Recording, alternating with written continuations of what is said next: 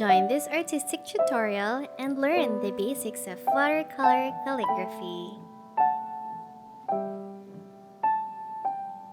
Today, we will learn how to paint this. These are colors from Artistik Watercolor 42 whole pan set that we will use. For materials, we will need a 300 GSM postcard size watercolor paper, a palette, can be any type, a glass of water, some tissue, and our brushes. These are from the Artistik Fine Detail Brush Wallet Set. Spot 2/0 will be used for the letters, round 4 for petals, and angle 2 for leaves. And here's a preview of how they will be used. We will use a pencil and a kneaded eraser. Best not to use rubber erasers on watercolor paper. It's good to start with a light sketch.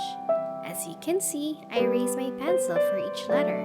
This is the same practice we will do as we paint letters. Let's wet our brush first and gently dab it on tissue. And let's get some brown color to our palette to water down the paint.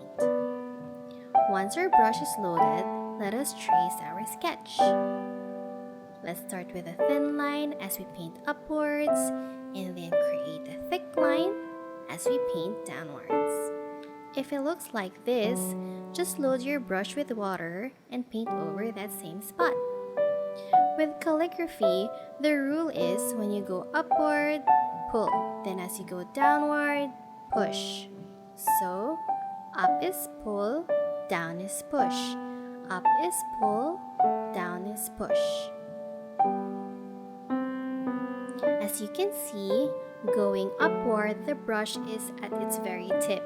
But as you go downward, the brush is a bit slanted and half of the brush hits the paper.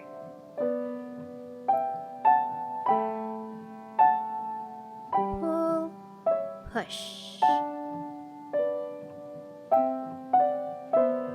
So let's go back to our sketch and apply the pull and push. Remember how we wrote our sketch? We lifted our pencil per letter.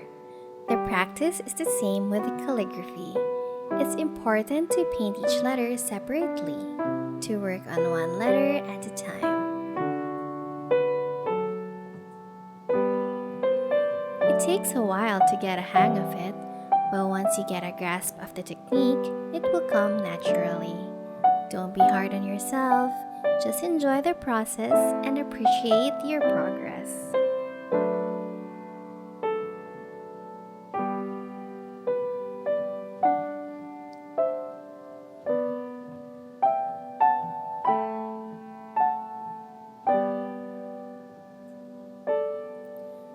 Sometimes, a part of a letter is hard to thinly paint upward.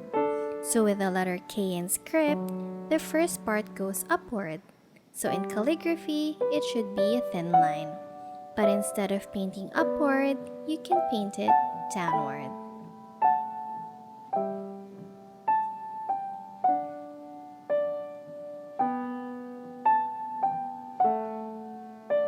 Yay! Now let's add some florals. We will use the round brush size 4 for petals. As you can see, my brush is loaded with water and the color carmine. While the paint is still wet, we can add more pigment to our petal. When painting the tip, pull up. When painting the body, push down. Then pull up again at the end. We can create these thin lines on the sides of the petals to give an organic look. We can also shape the petal as we wish.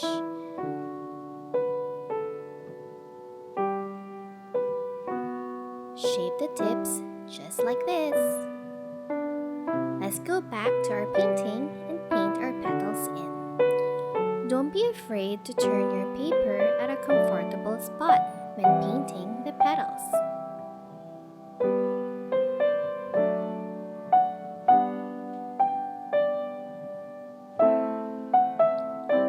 Again, start off with a light, pointy tip and then push down to create a bigger stroke for the petal's body. Then end it with a pointy tip. Don't forget the thin lines on the side. When changing colors, make sure to rinse your brush thoroughly.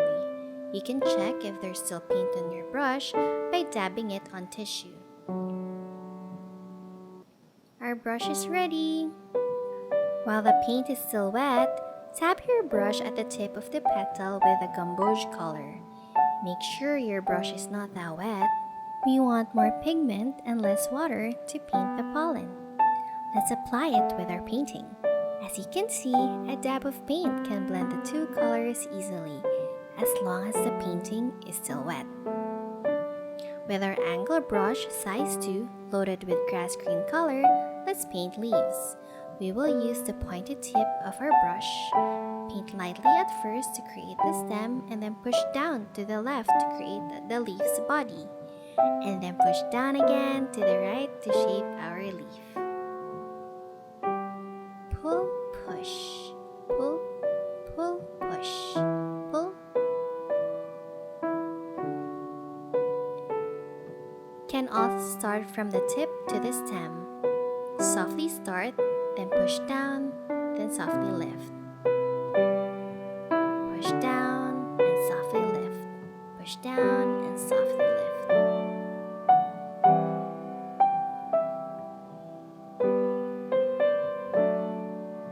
Push down and softly lift.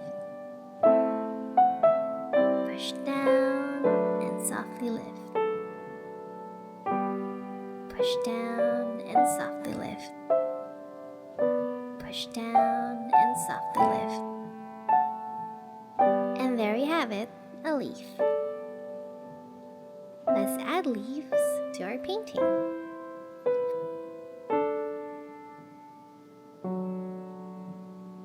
For the top flower, I used the hyacinth violet color. It's nice to add different shades of colors for the flowers to make it look more interesting and colorful.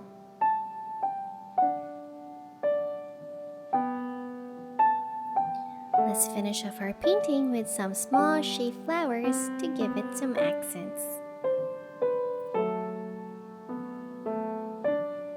And there we have it, our finished watercolor calligraphy. You can write it in different ways and use different color combinations. Would love to see your work. Comment down below and show us what you've made. Don't forget to subscribe to see more of these tutorials. See you again soon!